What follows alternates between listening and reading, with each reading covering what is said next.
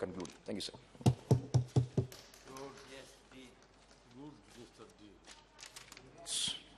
श्री जम्यांग नकमेल जी। बहुत बहुत धन्यवाद अध्यक्ष महोदय, आपने मुझे इस कंपलसरी वोटिंग बिल 2019 पे बोलने के जो मौका दे रहा है। मैं इस बिल के समर्थन करने के लिए खड़ा हुआ हूं।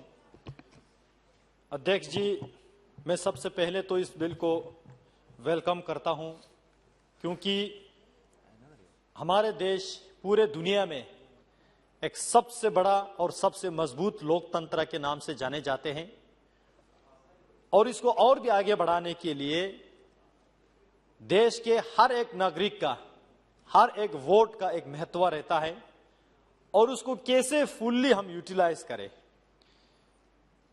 देश के निर्माण के लिए, और देश के इस लोकतंत्र को और भी मजबूत करने के लिए, और देश के जनता को इस पार्टिसिपेटरी डेमोक्रेसी को फुल्ली इंप्लीमेंट करने के लिए एक वोटिंग मस्ट कंपलसरी बहुत जरूरी है। क्योंकि हम हमेशा फंडामेंटल राइट्स के बात करते हैं, लेकिन जब फंडामेंटल ड्यूटीज के बाद जब आते हैं तो बहुत सारे लोग भूल जाते हैं। और जिसमें मैं आज आपके माध्यम से इस बिल को समर्थन करते हुए मैं अपना ओपिनियन रखना चाहता हूं कि वोटिंग मस्ट करना, कंपलसरी वोटिंग करना एक फंडामेंटल ड्यूटी भी हो जाना चाहिए। क्योंकि बहुत से लोग जो है आज हमारे देश में भी 5 साल में जब एक बार चुनाव होते हैं तो दरवाजे से नहीं निकालते हैं, लेकिन उसके बाद जो रिप्रेजेंटेटिव जो चुन के जाते हैं बस उसको गालियां देते रहते हैं, ये नहीं करता है, सड़क नहीं बनते, वो बात पार्लियामेंट में नहीं बोलते, वो नहीं बोलते हैं, लेकिन खुद का जो है एक वोट करने का ड्यूटी नहीं निभाते। आज उनको भी ये रियलाइज करवाना बहुत जरूरी है कि देश के निर्माण के लिए आपका एक वोट जो है कितना महत्व है, और इसमें डेमोक्रेसी भी है। आप जिस पार्टी को भी कर सकते हैं, जिस कैंडिडेट्स को भी आप कर सकते हैं, और नोटा को भी आप कर सकते हैं, लेकिन करे तो जरूर। इसलिए इस बिल को मैं समर्थन करता हूं। मैं ये भी कहना चाहता हूं, जो लोग वोटिंग करने से अपने आप को दूर रखने की कोशिश करते हैं और वोटिंग खत्म होने के बाद सरकार से पूरा लाभ लेने की कोशिश करते हैं, ये तो दोगलापंथ हो गया। इसलिए जो लोग वोटिंग नहीं करते हैं उनका बेनिफिट सारा कट जाना चाहिए। अगर वो गवर्नमेंट इंप्लॉयज हो तो उनके इंप्लॉयज बेनिफिट, सर्विस बेनिफिट्स हो, 5 साल के लिए उसमें रोक लगे। अगर वो नॉन गवर्नमेंट इंप्लॉयज हो तो 5 साल के, चाहे वो नरेगा की स्कीम हो, राशन कार्ड हो, आधार कार्ड हो, जो भी स्कीम्स हो, वो 5 साल के लिए उनको वो नहीं मिले। ऐसे सुविधा होना चाहिए ताकि इस देश के निर्माण के लिए सभी लोग वोट करने के लिए जाएंगे, और जाने से पहले यह भी अवश्य सोचेंगे कि किसको वोट करना है, कैसे बंदे को चुनना है, किस पार्टी को समर्थन करना है, ना कि वो वोटिंग से बाहर बैठे। मैं इस बात के हैरान हूं कि आज भी हमारे देश में बहुत लोग ये मानते हैं कि politics is a dirty game, और मेरे जैसे युवा पीढ़ियों के पूरे दिमाग में यह भर दिया है कि पॉलिटिक्स इज डर्टी गेम। तो पॉलिटिक्स से दूर बैठो आप लोग, और इलेक्शन जो है पॉलिटिक्स का पार्ट है, इससे दूर बैठो। ये देश के समर्थक विचार नहीं हो सकते हैं, ये देश के हमारे जो डेमोक्रेटिक देश के विरोध के विचार ये हो सकता है। मैं हमेशा मानता हूं और लोगों को यह भी कहता हूं कि पॉलिटिक्स कभी गंदा नहीं होते हैं। हां, कुछ पॉलिटिशियन गंदा हो सकता है, लेकिन पॉलिटिकल सिस्टम है ये बहुत अच्छा है। इसी पॉलिटिक्स से हम गवर्न करते हैं, इसी पॉलिटिक्स से पॉलिसी बनाते हैं। देश की शिक्षा को कहां ले जाना है, स्वास्थ्य को कहां ले जाना है, इकोनॉमी को कहां ले जाना है, एम्प्लॉयमेंट को कहां ले जाना है, स्पोर्ट्स को कहां ले जाना है।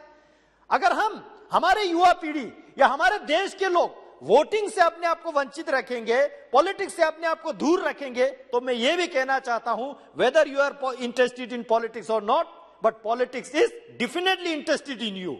इसलिए हम सबको पॉलिटिक्स में रुचि लेके पार्टिसिपेटरी डेमोक्रेसी में एक्टिवली पार्ट लेना अवश्य है। इसलिए वोटिंग मस्ट होना बहुत जरूरी है। अध्यक्ष जी, मैं ये भी कहना चाहूंगा कि सिंगल वोट होना कितना जरूरी है। हमारे देश में इतने बड़े जनसंख्या है और इतने बड़े जनसंख्या होने के कारण से वोटिंग को एक स्क्रूटिनाइज करना, स्ट्रीमलाइन करना भी काफी जगहों पे काफी समय में दिक्कत आते हैं। इसलिए बहुत सारे जगहों पे बोगस वोट की शिकायत हो जाते हैं। मैं आपके माध्यम से बताना चाहता हूं कि हर एक वोटर के वोट्स को, वोटिंग आईडी को आधार के साथ मैंडेटरी जोड़ना बहुत जरूरी है, ताकि हर एक नागरिक जो है एक बार वोट डाल सके। अगर आधार के साथ लिंक हो के भी दोबारा वोट डालते हैं या दूसरा वोट बोगस वोट डालते हैं तो आधार के साथ भी बैंक अकाउंट भी जोड़ा है और भी बहुत सारी चीज जोड़ा है, तो पनिशमेंट के तौर पे वहां से उसका डिडक्शन भी हो, ताकि बोगस वोट करने का कोई हिम्मत भी ना करे। मैं ये भी रिकॉर्ड में अपने ओपिनियन रखना चाहता हूं, कंपलसरी वोट में और मैंडेटरी वोट में, मस्ट वोटिंग में आर्मी और पैरामिलिट्री को एग्जाम करे, क्योंकि देश के अलग अलग जगहों पे जो भिन्न भिन्न परिस्थिति में जो ड्यूटी करते हैं देश की सुरक्षा के लिए है। अध्यक्ष जी, अगर हम वोट को आधार के साथ मैंडेटरी करते हैं तो उससे केवल बोगस वोट ही नहीं रोकेंगे, बल्कि क्राइम डिटेक्शन के लिए भी काम आएंगे, देश के एजुकेशन, हेल्थ, इकोनॉमिक ग्रोथ के लिए भी काम आएंगे। ये मैं कहना चाहता हूं।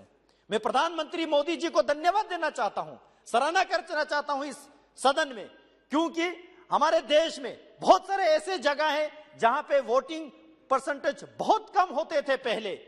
मैं कश्मीर के उदाहरण देना चाहता हूं आपके सामने, क्योंकि हमने कश्मीर के साथ, मेरे 2019 तक हमने कश्मीर के साथ जिंदगी जिया है। 19 की बात मोदी जी की कृपा से अभी आत्मनिर्भर लद्दाख होने जा रहा है। अध्यक्ष जी, श्रीनगर के में अगर वोटिंग बताऊं, 2018 के पंचायत इलेक्शन में 14.5%, 2019 के पार्लियामेंट्री इलेक्शन में श्रीनगर डिस्ट्रिक्ट से 7.9% वोट होता है, 7.9%। और उसी के अगेंस्ट जब 370 धारा हटने के बाद 2020 के जब डीडीसी इलेक्शन आता है तो वो बढ़ के 35.3% हो रहा है। उसी तरह गंदरबाल के अगर मैं जिक्र करूं, पंचायत इलेक्शन 2018 में 27.4%, पार्लियामेंट्री इलेक्शन 2019 में 17.5 और डीडीसी इलेक्शन 2020 में 17.5 से बढ़ के 44.3% हो रहा है। बडगाम के अगर मैं बात करूं, 2018 में 21.9, 2019 में 21.6 और डीडीसी इलेक्शन में लगभग उसके डबल होके 41.5 हो रहा है। अनंतनाग के अगर मैं बात करूं, मैं कश्मीर घाटी के हर एक डिस्ट्रिक्ट को मैं मेंशन करना चाहता हूं। अनंतनाग की मैं बात करूं, 9.3% वोट हो रहा है 2018 में, 2019 में 13.8 हो रहा है, 2020 में उसको आगे बढ़ के 24.9% जो है वोटिंग हो रहा है।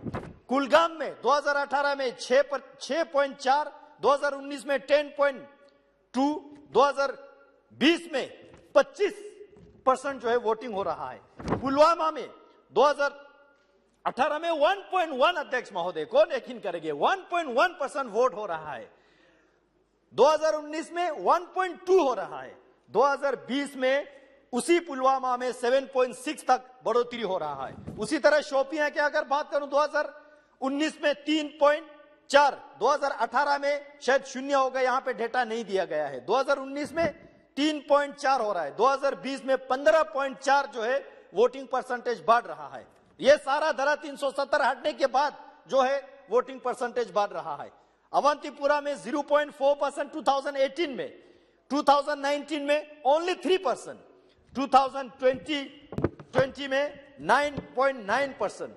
उसी तरह बारामूला में 2018 का है 31.6%, 2020 में 45.2%।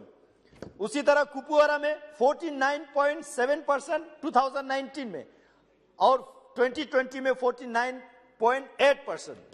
हंडवारा में 51.1% जो है 2019 में, 20 में 54.9%। इतने आगे बढ़ रहा है। बंडीपोरा में 32% से 7.6% 2019-20 का डेटा है। सोपोर में सर 2019 में 7.6%, 2020 में 23.8%। ये सारा जो है दरा 370 हटने के बाद कश्मीर घाटी में लोकतंत्र मजबूत हो रहा है, बहुत मजबूत हो रहा है। अब इससे भी आगे बढ़ाने के लिए हमें वोटिंग को कंपलसरी करना बहुत आवश्यकता है, ताकि इस देश के हर नागरिक वोटिंग से वंचित ना रहे और खुद जाके वोटिंग भी करे। अध्यक्ष जी, मैं साथ में आपके माध्यम से मैं ये भी ध्यान में लाना चाहता हूं, बहुत सारे जानबूझ के वोट करने के लिए नहीं जाते हैं, अलग अलग विचारधारा के कारण से, अलग अलग परिस्थिति के कारण से, लेकिन कुछ लोग हैं जो जा नहीं सकते, उनको फैसिलिटीज हम कैसे प्रोवाइड करें। मैं लद्दाख से आता हूं, लद्दाख में हायर एजुकेशन के इंस्टीट्यूशन ठीक नहीं होने के कारण से लद्दाख के बहुत से युवा पीढ़ी जो है अलग अलग देश के कोने में पढ़ते हैं। यहां हमारे महाराष्ट्र से बेटे हैं, महाराष्ट्र में भी लद्दाख के स्टूडेंट्स पढ़ते हैं, चंडीगढ़ में पढ़ते हैं, दिल्ली में पढ़ते हैं, जम्मू में पढ़ते हैं, देश के विभिन्न भागों में पढ़ते हैं। उसी तरह यहाँ पे मान्य किरण जी भी बेटे, नॉर्थ ईस्ट के बहुत सारे स्टूडेंट दिल्ली में पढ़ते हैं। अब वोटिंग के टाइम पे वो सारा इधर उधर नहीं जा सकते, इकोनॉमिक कारण होते हैं, ट्रेवल एक्सपेंसेस होते हैं, इसलिए उनको कैसे फैसिलिटेट किया जाए ये भी एक सोचने की आवश्यकता है। कंपलसरी करने के साथ साथ इनको हम कैसे देश के जो मेन स्ट्रीम इलेक्टोरल डेमोक्रेसी में जो है पार्टिसिपेट कैसे करें, उनको जोड़ने की आवश्यकता है। मैं इसके साथ इस बिल को समर्थन करते हुए आपको बहुत बहुत धन्यवाद देता हूं। Jai Hind, Jai Bharat. Next Shri E.T. Mohammed Basheer. Thank you very much, sir. Sir, with regard to this compulsory voting, I wish to say, sir, I am not against this, but my observation is that this country is not right to bring this law at this stage. This is a good concept. We proud ourselves that ours is the biggest democracy in the world, and this kind of legislations are, of course, a good thing for the nation. But comparing with our literacy rate, comparing with our poverty and that kind of things, geographical kind of things, all these kind of difficulties are there. That is why I am saying, sir, this country is not ripe to bring this legislation. Of course, we in a bright future, we may be able to bring it. That's well and good. So now my second point is on NRI voting. My learned friend Dean Kuriakos have been talking about that. We were all saying about this NRI vote, sir. We have to realize that their contribution to this nation is great. They had gone to foreign countries seeking their bread and butter, livelihood, things like that. Various governments have said that they will ensure NRI voting. Even Supreme Court of India has, in 2-3 occasions, said the relevancy of this NRI voting. Unfortunately, that has not been implemented. Whether in the way of proxy vote, whether in the way of the online voting, a country like ours, it's a simple thing, sir. There are many countries in the world where NRI voting is effectively and scientifically implemented. Like that, we can also do that.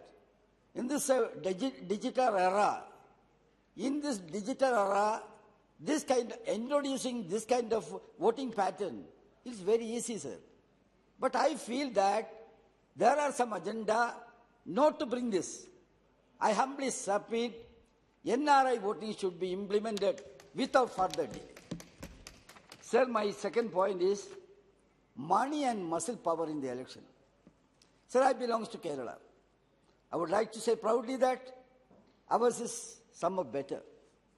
But purchasing the water, exploiting his poverty, this kind of thing is a shame for the nation, sir. Now what is happening? I'm not blaming anybody. Per individual giving money per individual. That kind of things are going on, sir. In such a situation, how the real people representatives can contest the election? How the political party will have a clean image? So what I am suggesting is, we must have a legislation, People Representation Act or whatever it may be.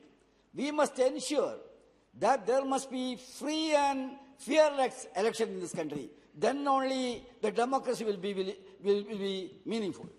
That is my suggestion. Sir, other point which I would like to say is, this publicity kind of thing, controlling of this publicity kind of thing. What is happening in this country, sir? All of them, many of our members might have gone to different countries. I myself had gone to different countries and tried to understand what exactly is the pattern of this election campaign and things like that. We are spending a lot of money. We are polluting the entire system. After an election, so many kind of these things are happening. So what I am saying is, comprehensive legislation should be there to control this kind of publicity kind of things. Sir, in advanced countries, through TV, it is done. Now we know that almost all the villages, there are TVs. Let the candidate appear in the TV and say what for they are contesting. This kind of modernization should be there in the election campaign. Sir. Then only our country will be saved from this kind of calamities. Sir, then coming to the other thing is disabled. As far as disabled persons are concerned, physically challenged persons are concerned, they are having a lot of difficulty in casting their votes, sir. So I am of the opinion that this kind of postal vote and that kind of things, whichever may be the way to make the voting easy for the physically challenged person, that also may kindly be examined. That is my next point. Sir, the other one is, government is having a role in this, sir. Government, of course, in the People Representation Act, it is very clear that government should not interfere during the election period using their government influence. Is it adhered into in this country, sir? During the election period, some government comes with some gifts, personal individual gifts. Whether it may be kits, or it may be TV, or it may be cycle. After that, what happened? That kit will be disappeared, as done in the case of Kerala. During the election period, some gifts are coming, flowing. After the election, that is going away. This kind influencing the voter through some gift, that's a bad tendency. Whichever may be the party, whatever may be the system, I say that we must have a clean election. Let the voter vote according to his desire, not on the basis of kit he is getting or the personal benefit he is getting. That is an unhealthy practice as far as election is concerned, sir. My last point, sir, with election cases. Sometimes, election cases are coming up. How many years it is coming, sir? In some cases, they disqualify the candidate. A candidate who is elected through the democratic process, this thing is nullified. Maybe, I don't want to enter into the merit of the case. But how many years it takes? In that place, there is no representative. His case is not disposed. So what I am suggesting is, sir, in order to ensure the truth and real process, I suggest that there must be a streamlining process for the election cases to dispose. That will be a healthy practice as far as voting thing is concerned. These are the few observations I wish to make, sir. Thank you very much. Yes, thank you, Sri E.T. Mohammed Bashir. Now, Sri Ramesh Biduri ji. धन्यवाद sir, बहुत बहुत धन्यवाद sir. आपने मुझे एक बहुत ही तर्क संगत और जो एक प्राइवेट मेंबर बिल के रूप में लाया गया विषय है, इस पर बोलने का मौका दिया। मैं आपको इसके लिए धन्यवाद देना चाहूँगा। देश के प्रधानमंत्री माननीय मोदी जी पहले ही दिन से इस बात के हक में हैं कि वन नेशन और वन इलेक्शन, उसके पीछे देश में कितना नुकसान होता है उसकी भरपाई होती है। लेकिन वोट भी कंपलसरी अगर हो देश के अंदर, तो देश दुनिया के अंदर जो भारत की स्थिति है आज जो धीरे धीरे ऊपर चलती चली जा रही है दुनिया की अग्रणी देशों में, वो और बढ़ने की तरफ बढ़ना शुरू कर देगी जी। इस विषय पे अध्यक्ष जी 19वीं शताब्दी के बाद से अपेक्षाकृत कम संख्या में लोकतंत्रों ने एक समय या किसी अन्य पर अनिवार्य मतदान की शुरुआत की थी। अध्यक्ष जी, एक मजबूत डेमोक्रेसी को ध्यान में अगर देखा जाए 19वीं शताब्दी में प्रारंभ तो हुआ था, लेकिन उसके बाद वोट का स्तर डालने वाला जो लोगों का वो गिरता चला गया। और केवल हमारी ही कंट्री में नहीं, दुनिया के 196 देशों में से केवल 33 कंट्री ऐसी हैं जिनमें वोटिंग कंपलसरी है। बाकी कंट्रियों में वो गिरता चला गया। उसके पीछे लोगों का तथ्य ये सामने आता है कि हम वोट डालने तो जाते हैं, लेकिन वोट डालने के बाद जो हमारी एक्सपेक्टेशंस होती हैं, जो लोगों की उम्मीदें होती हैं, जैसे हमने भी हमारे देश में भी देखा है कि पिछले समय में डेमोक्रेसी के अंदर लोगों का विश्वास क्यों गिरता चला गया, पॉलिटिकल लोगों की क्रेडिबिलिटी क्यों खत्म होती चली गई। उसके पीछे भी एक कारण है उन्हीं लोगों के कारण से जो वोट एक विशेष चुनाव जीतने की मानसिकता से, गुंडागर्दी से, जैसा उदाहरण बंगाल में देखने को मिला था आपको जी, कि इस गुंडागर्दी के कारण से जो समझदार लोग वोट हैं, जो वोट देने वाले, जो लोग ओपिनियन मेकर हैं, जो घरों में इंटरनेट के ऊपर बैठकर एडवाइस बहुत बढ़िया बढ़िया डेवलपमेंट की देते हैं, वो वोट डाले नहीं जाते। पता नहीं कब गोली चल जाएगी, पता नहीं कब तलवार चल जाएगी, लेकिन जब तय हो जाएगा तो वो डरने लगेंगे ऐसे गुंडे तत्व लोग कि वोट तो देखो वो सरकार व्यवस्था करे, चाहे इंटरनेट के माध्यम से डाले और चाहे वो ऑनलाइन वोट डालने की व्यवस्था करे। अगर ऐसी व्यवस्था होगी तो ऐसे जो गुंडा तत्व हैं उनसे देश को मुक्ति मिलेगी। उनसे देश को मुक्ति मिलने के साथ साथ ही जो अच्छा नेतृत्व उभर कर आएगा। अगर डेमोक्रेसी में, आई एम सॉरी सर, ये बात मुझे कहते हुए थोड़ा कुछ लोगों को बुरी लगेगी कि हमारे देश में विशेष रूप से अगर मैं इस बात की चिंता करूं तो वोट डालने के लिए अपना प्रतिनिधित्व वो लोग चुनने में भागीदार ज्यादा नजर आते हैं जिन विचारों को सुबह कमाने के लिए निकलना पड़ता है और शाम को रोटी खाते हैं। वो अपने भविष्य के बारे में ही बड़े चिंतित रहते हैं, तो देश के बारे में वो क्या चिंता करेंगे, सोसाइटी के बारे में क्या चिंता करेंगे। एक इतना बड़ा वर्ग हमारे देश में है, तो वो लोग वोट डालने तो जाते हैं बेचारे, उनको मिसगाइड करके वोट डलवा दिया जाता है, लालच के माध्यम से वोट डलवा दिया जाता है, उनको डरा के गुंडागर्दी के माध्यम से वोट डलवाने दिया जाता है। और जो उस प्रकार के ओपिनियन मेकर टाइप के लोग हैं वो वोट डालने नहीं जाते। तो जैसे कुछ कंट्रियों में 33 कंट्रियों में 19 कंट्री ऐसी हैं, उनमें अगर हम वोट डालने ना जाएं तो उनके लिए वोट डालने के बाद उन पर जुर्माना भी तय किया गया है। उन लोगों पर जुर्माना तय किया जाता है ऐसे देशों में। जो मैं कुछ देशों उनमें उदाहरण भी दे सकता हूं आपको, ऐसे कुछ देशों के sir. Thank you sir, thank you. ऐसे जो देश हैं जहां अनिवार्य मतदाता में Belgium, Brazil, Chile, Cyprus, Congo, Fiji, Peru, Singapore, Switzerland, Turkey, ऐसे देश शामिल हैं। अब हम स्विट्जरलैंड की बातें करते हैं तो स्विट्जरलैंड को कहते हैं दुनिया का स्वर्ग है।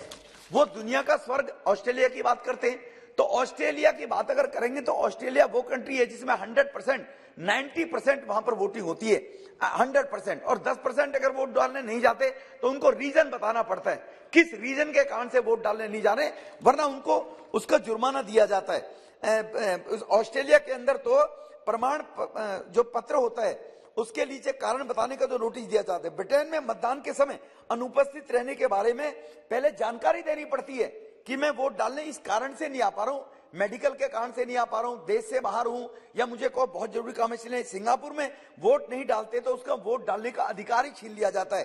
तो सिंगापुर छोटी सी कंट्री है लेकिन कितनी डेवलप्ड कंट्री है, हम जिसका उदाहरण कहते थे। मैं स्विट्जरलैंड में दोबारा आना चाहता हूं इस बात को लेकर। तो इसी प्रकार से जो कंट्री इस प्रकार की कंट्री है कि जिनमें वोट डालने का कंपलसरी बना रखा है। वोट जितनी ज्यादा लोग डालेंगे तो नेतृत्व उतना ही अच्छा मजबूत निखर कर आएगा जी, और अच्छे ही लोग चुनकर आएंगे। इस प्रकार के लोग, फिर मैं लौट के जाना चाहता हूं, जो जाति के नाम से, जो पंथ के नाम से, मेरे से पूर्व में हमारे मित्र बता रहे थे लद्दाख से सांसद, जैसे उन्होंने कश्मीर का हिस्सा दिया। हमारे बीच में हमारे सांसद महोदय एक हैं, बहुत पुराने हैं, फारूक अब्दुल्ला जी। बताओ 9% वोट पे हुए मेंबर ऑफ पार्लियामेंट, 9000 वोटों पे मेंबर ऑफ पार्लियामेंट बन जाते हैं। एक तरफ 20 लाख वोट डाली जा रही है, एक तरफ 9000 वोटों पे मेंबर ऑफ पार्लियामेंट बन के आगे जी। वो क्यों?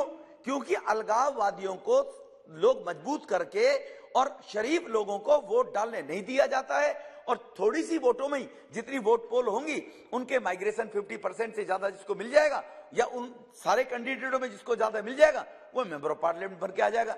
अब एक मेंबर ऑफ पार्लियामेंट तो प्रेमचंद्र जी 20 लाख वोटों के लोगों की सेवा करने के बाद आ रहे हैं। एक अपने घर में ही बैठे बैठे मेंबर ऑफ पार्लियामेंट बन रहे हैं 5,000-7,000 वोट लेने के बाद। तो वहां बीडीसी के चुनाव हुए, डीडीसी के चुनाव हुए, तो वहां वोट परसेंटेज 50 या 60% बढ़कर आया। तो वहां पर उस वर्ग को भी सत्ता में भागीदार होने का मौका मिला, जो ओबीसी लोग थे, जो गरीब लोग थे, जिनको वोट डालना तो बहुत बड़ी बात है, चुनना तो बहुत बड़ी बात है, वोट डालने का अधिकार ही नहीं होता था।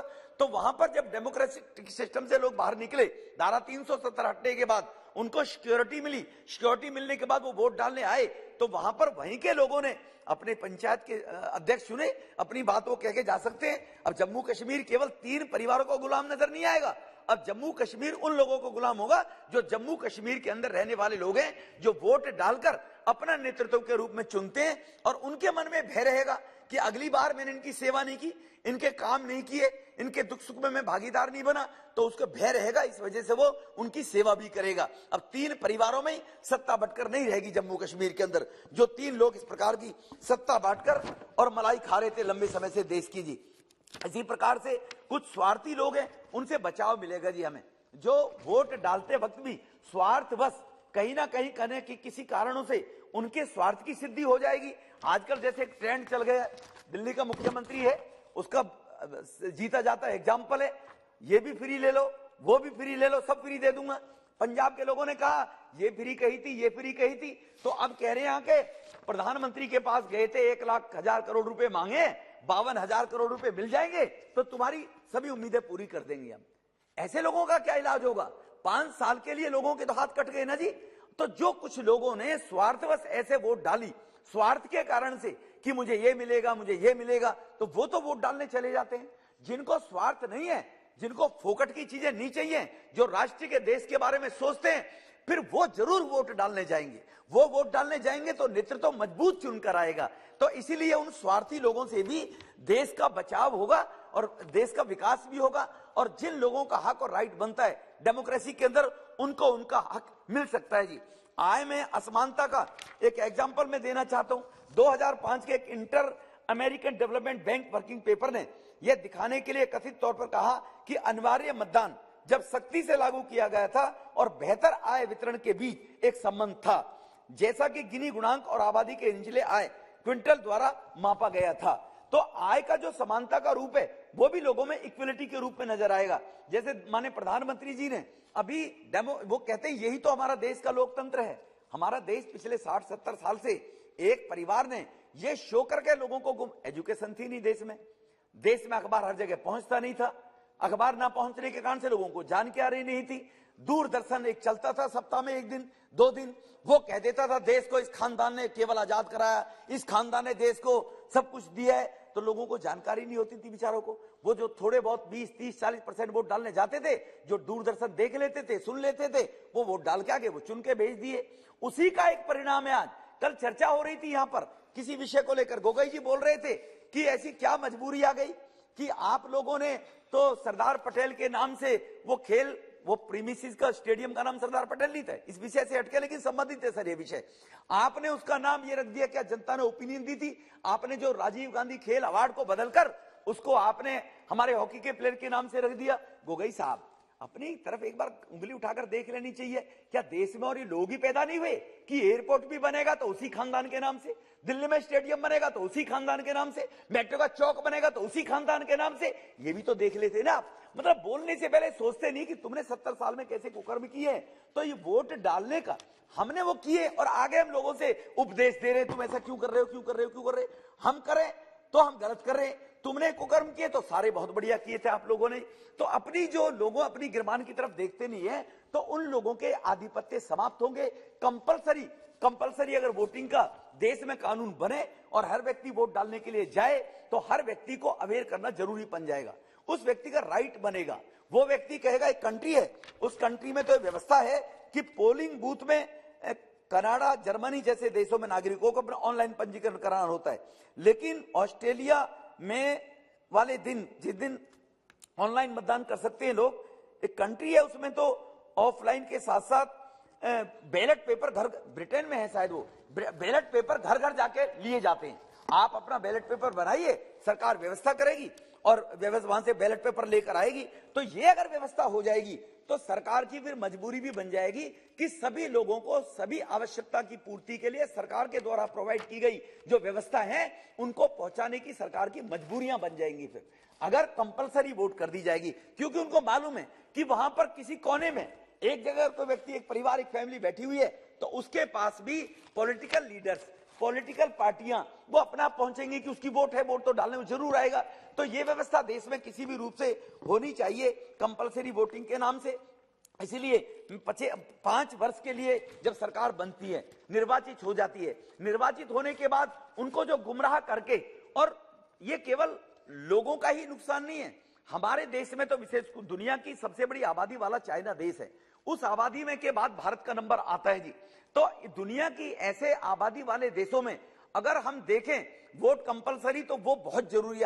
हमारे जैसे छोटे देशों में, तो अमेरिका में और कंट्री में ना भी हो, तो मैं इस बात के लिए चलो नहीं बात करूंगा, लेकिन भारत जैसे कंट्री के अंदर जहां लोग अलगाववाद के नाम से, पंथ के नाम से, जातियों के नाम से लोगों को गुमराह करते हैं और उन गुमराह करने के कारण से सत्ता पर काबिज होकर बैठ जाते हैं, और देश इतना पिछड़ गया कि हम इस बात की सोच नहीं सकते। जो आजादी का 75 वर्ष अमृत महोत्सव हम आज मना रहे हैं, ये आजादी का 75 वर्ष, गोल्डन जुबली जब लोग शादी की मनाते हैं, तो हमारा सौभाग्य होना चाहिए था कि 50 वर्ष की आजादी के बाद मनाना चाहिए था। आज मोदी जी को 75 साल अमृत महोत्सव मनाने के लिए देशवासियों से कहना पड़ा। ये 25 वर्ष की आजादी और 50 वर्ष की आजादी के बाद कभी किसी ने सोचा ही नहीं, क्योंकि आज मोदी जी 125 करोड़ लोग, देश के प्रधानमंत्री जी 125 करोड़ लोग, हर वर्ग, हर पंथ, हर समुदाय के लोगों की आवश्यकता की पूर्ति होनी चाहिए। क्यों?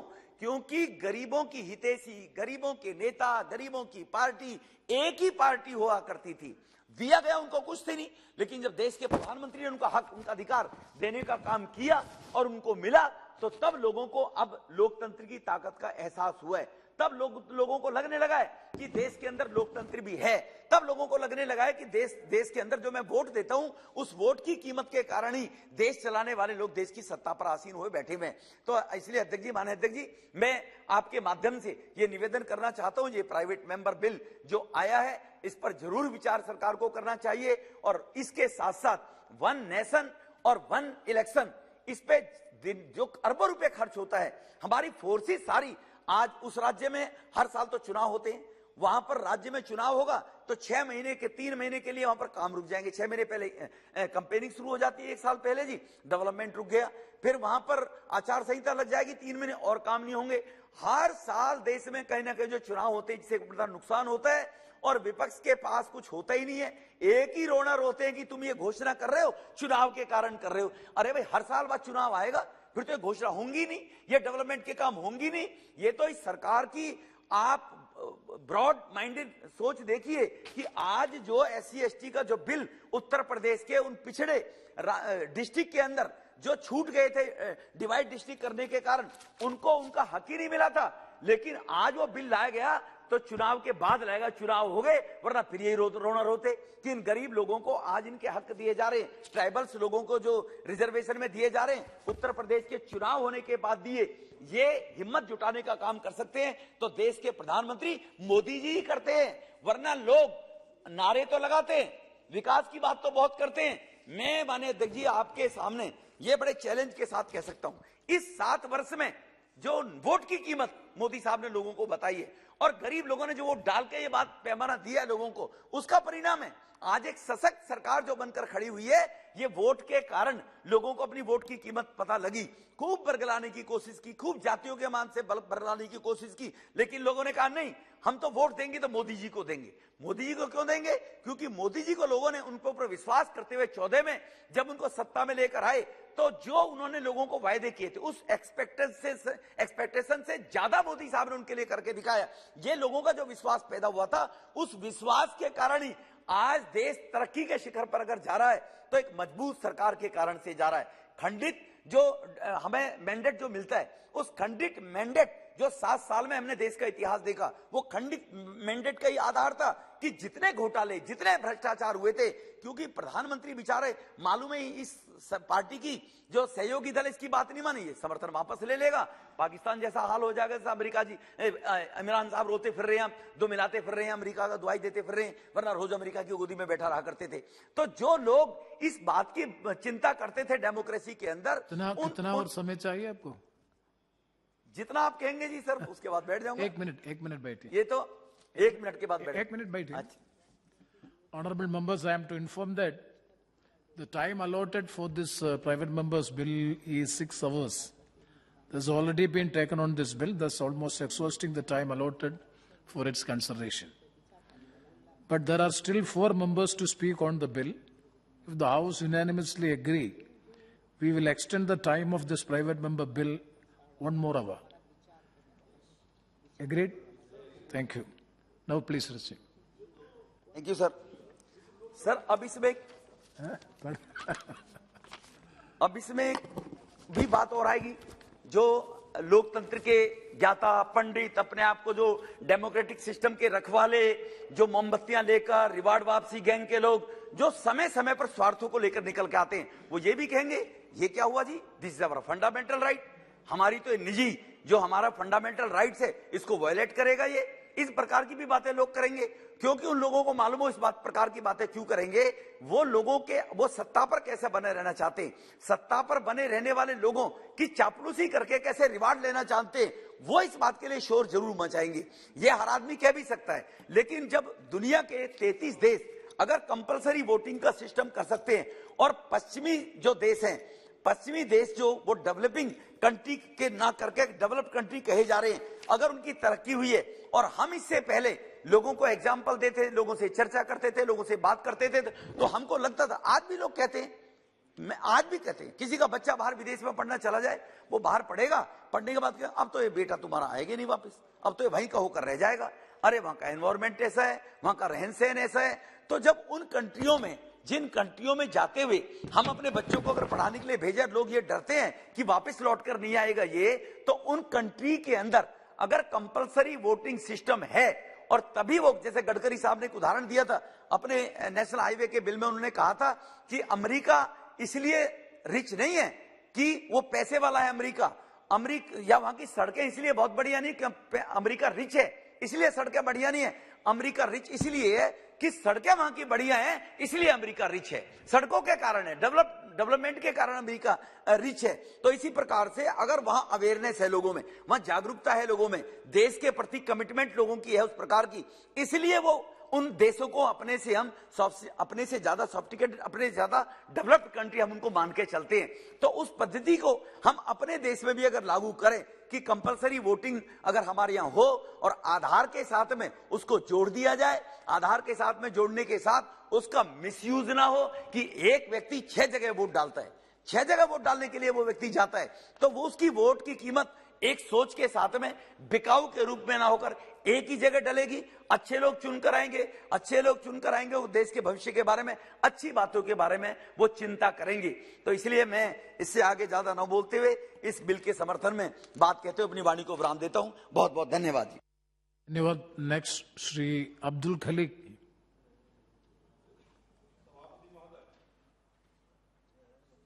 सभापति महोदय, जो जनार्दन सिंह सिग्रीवाल जी ने जो बिल लेके आया, कंपल्सरी वोटिंग बिल, व्यक्तिगत स्तर पर मैं ये बिल को विरोध करता हूं।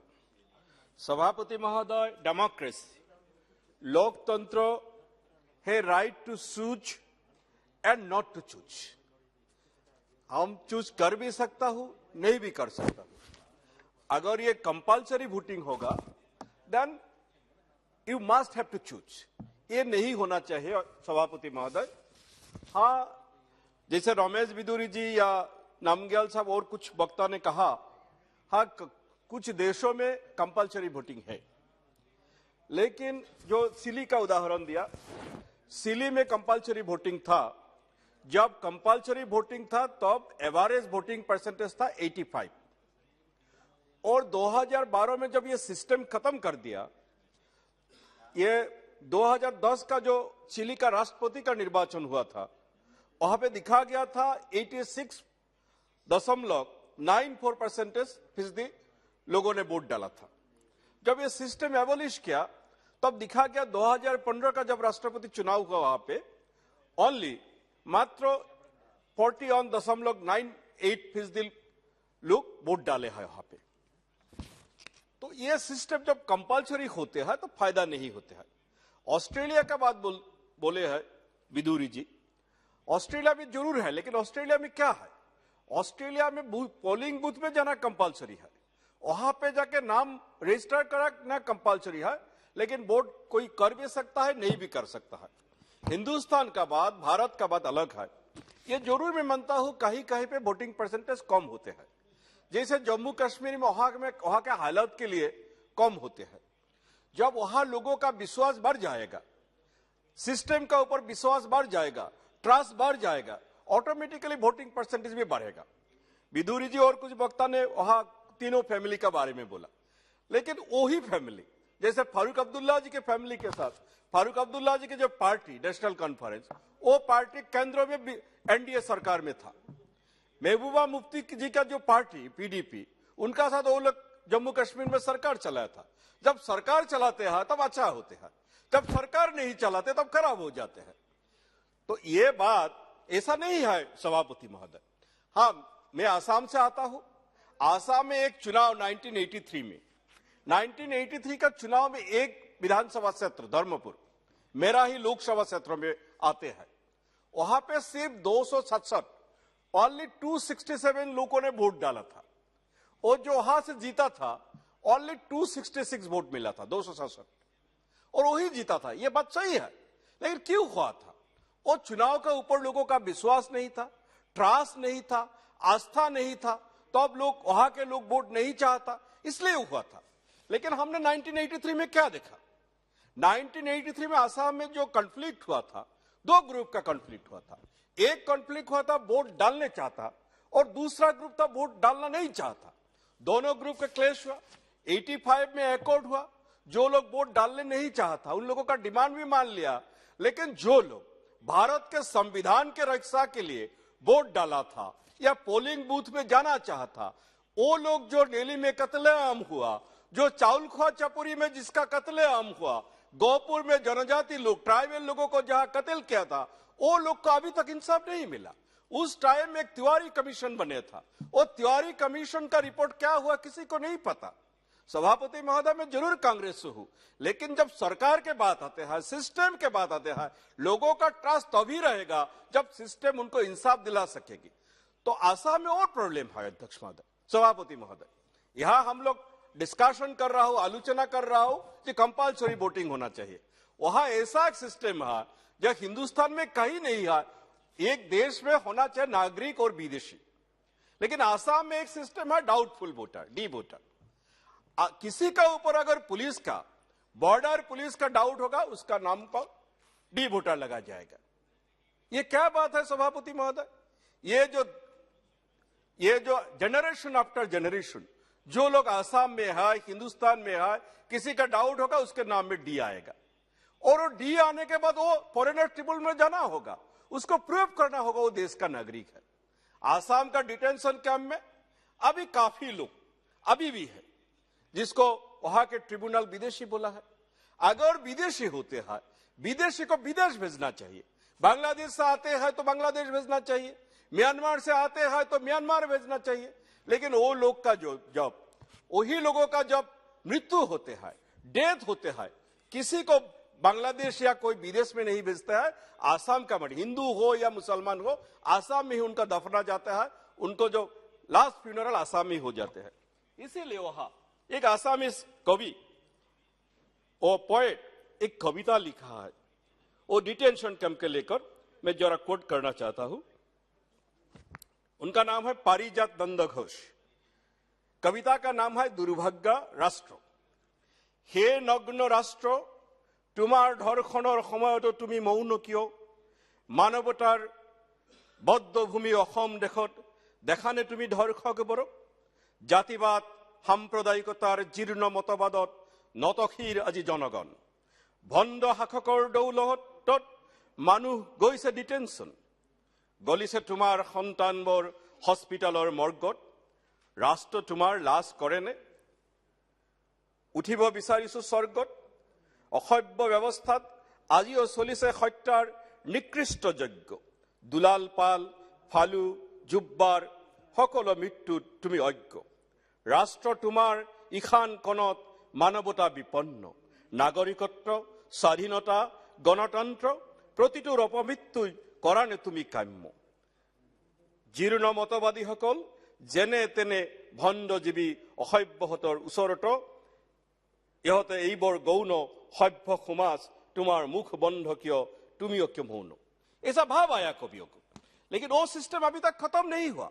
और वो सिस्टम खत्म करने के लिए जब डॉक्टर मनमोहन सिंह यहाँ देश के प्रधानमंत्री रहे, आसाम में तरुण गोगोई जी जब मुख्यमंत्री रहे, तब सरकार ने वहां के ऑल असम स्टूडेंट्स यूनियंस के साथ बात करके सरकार ने वहां एनआरसी अपडेट का प्रोसेस शुरू किया था। बाद में जो एनआरसी अपडेट सुप्रीम कोर्ट का पर्यवेक्षण में हुआ और जब एनआरसी का जो ड्राफ्ट निकले, जो ड्राफ्ट से 40 लाख लोगों का नाम ड्रॉप हुआ था, तब अमित शाह जी ने इसको हिस्टोरिक कदम बोला था। और ड्राफ्ट के निकलने के बाद जब दोबारा हियरिंग शुरू हुआ और फाइनल एनआरसी 2019 के 31 अगस्त को जो फाइनल एनआरसी निकला, वहां से 19 लाख लोगों का वहां में नाम नहीं आया। नियम माफी को एनआरसी गैजेट नोटिफिकेशन होना चाहिए था। और 19 लाख लोगों में ऐसा काफी लोग हैं जिन लोग का किसी का बाप का नाम आया, बेटा का नाम नहीं आया, किसी का भाई का नाम आया, बहन का नाम नहीं आया, बहन का नाम आया तो भाई का नाम नहीं आया। ये व्यवस्था भी सुधारना चाहिए। उसको अपील का अपॉर्चुनिटी देना चाहिए। सब कुछ नहीं हुआ। अभी आसाम का मुख्यमंत्री बोल रहा है इसको हम लोग टोटल रिव्यू करेंगे। कहीं बोल रहा है 20% रिव्यू, कहीं बोल रहा है 30% रिव्यू। क्या होगा किसी को नहीं पता। वो जो एनआरसी शुरू हुआ था वो जल्द ही जल्द खत्म होना चाहिए। उसका जो गैजेट नोटिफिकेशन होना चाहिए और जो गलतियां रह गया उसको सुधारना चाहिए, लेकिन वो अभी तक नहीं हुआ। जो हिंदुस्तान में कहीं नहीं आया। आईएमडीटी एक्ट स्क्रैप हुआ था। आईएमडीटी एक्ट स्क्रैप हुआ था इसलिए क्योंकि वो सिर्फ आसाम में था, हिंदुस्तान का दूसरे जगह नहीं आया। ये डी वोटर सिर्फ आसाम में है, हिंदुस्तान का दूसरे जगह नहीं है। ये सिस्टम भी खत्म होना चाहिए। सभापति महोदय, लोग वहां वोट डालने चाहते हैं लेकिन नागरिक को डी वोटर बना जाते हैं। इसीलिए मैं आपके माध्यम से सरकार को गुजारिश करता हूं, जल्द ही जल्द ये सिस्टम खत्म होना चाहिए। सभापति महोदय, मैं एक कविता कोट करना चाहता हूं। हक से अगर दो तो नफरत भी कबूल हमें, खैरात में तो हम तुम्हारी मोहब्बत भी ना ले, सभापति महोदय, ये जो कंपल्सरी वोटिंग का ये सरकारी पक्ष के, मैं मेरा इंडिविजुअल मत बोल रहा हूं, लेकिन सत्ता पक्ष के स्पेशली भारतीय जनता पार्टी के लोगों ने बोला है हाँ कुछ इलाका में गुंडागिरी होता है। अगर हम लोग कंपल्सरी वोटिंग करेंगे, कंपल्सरी वोटिंग करने के बाद कौन बोल सकेगा कोई गुंडागिरी नहीं रहेगा? क्योंकि मैं आसाम में देखा है कुछ इलाका में लोग वोट डालने के जाते हैं लेकिन वोट डाल नहीं सकते हैं। वहां कोई इंसर्जेंट ग्रुप रहते हैं जिसका साथ दूसरे शक्तियों का मदद रहता है। लोग वोट डालने जाते हैं लेकिन वोट डाल नहीं सकते हैं। बिहार में तो होते हैं, आसाम में भी ऐसा है एक इलाका में। तो अगर कंपल्सरी वोट नाम में होगा जब लोग वोट नहीं डाल सके, इसलिए ये सारे व्यवस्था एनकरेजेटिव होना चाहिए, उत्साह मूलक होना चाहिए ताकि वोटिंग परसेंटेज बढ़े, हमारे लोकतंत्र में लोगों का योगदान ज्यादा बढ़े। विदुरी साहब भी बोला, रामग्याल जी बोला और वक्ता ने बोला 1 नेशन 1 पोल के बाद आइडिया तो अच्छा है 1 नेशन 1 पोल, लेकिन जब एक साल में आप 4-5 बार चुनाव कराते हैं, 2 स्टेट का विधानसभा का टर्म खत्म होता है, एक का चुनाव कराते हैं, एक का चुनाव नहीं कराते हैं। ऐसा क्यों सिस्टम नहीं करते हैं? एटलीस्ट एक साल में हम लोग सारे राज्य का संविधान में भी व्यवस्था है, इलेक्शन कमीशन 6 महीना जो टर्म रहता है आगे पीछे कर सकता है।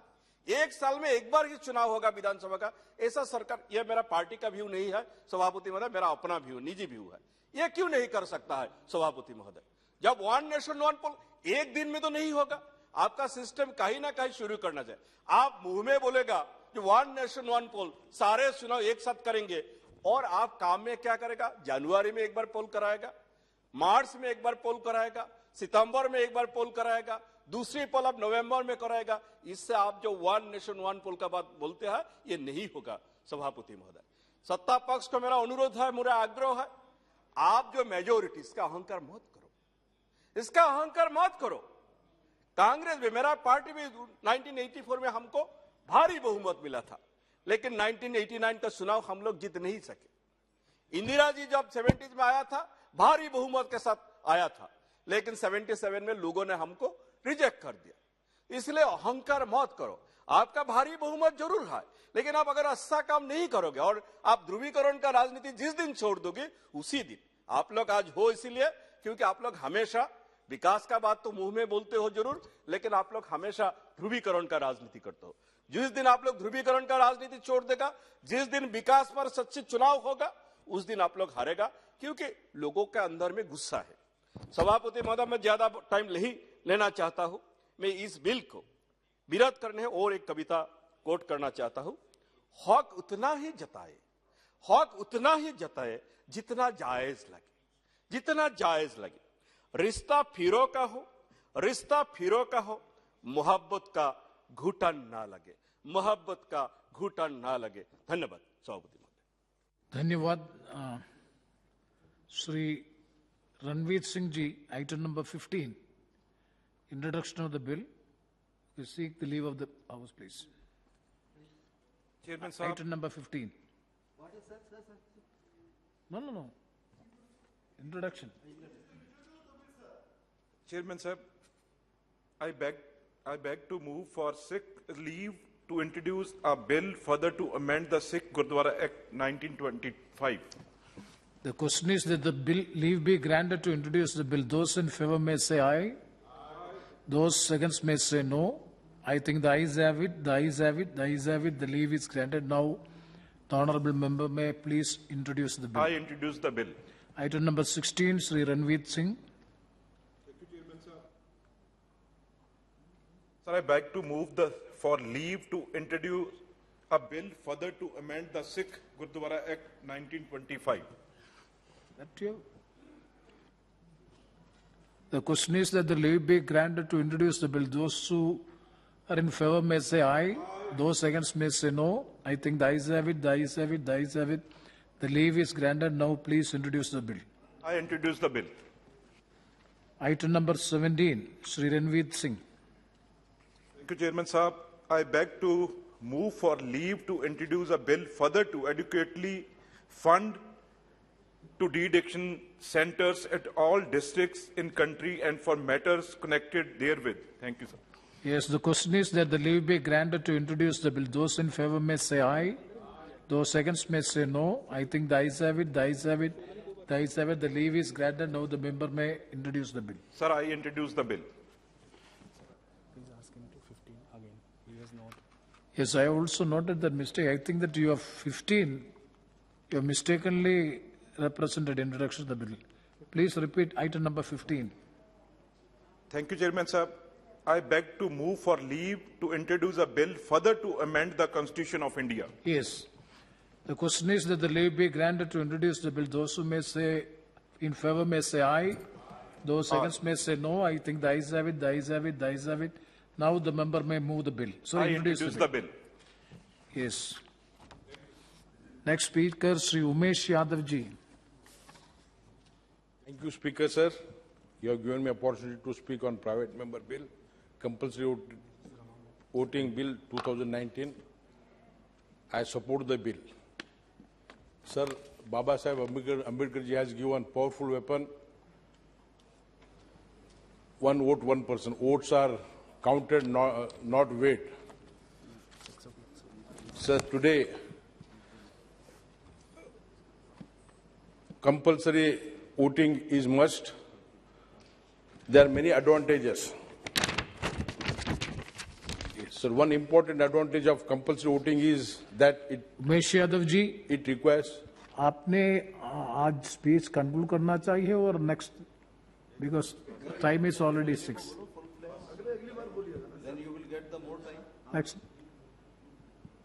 नेक्स्ट फ्राइडे सर मैं 5 मिनट में खत्म कर देता हूँ सर. 5 मिनट से. Yes.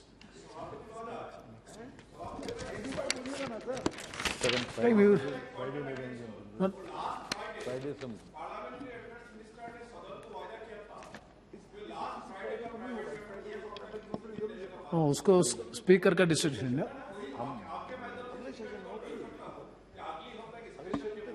No, you can speak as the first speaker the next day. Next session you will be the first speaker. Okay, sir. Thank you.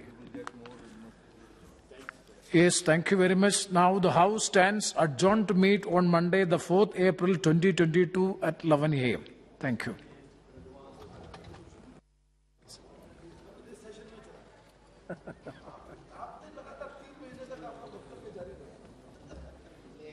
You are on your legs.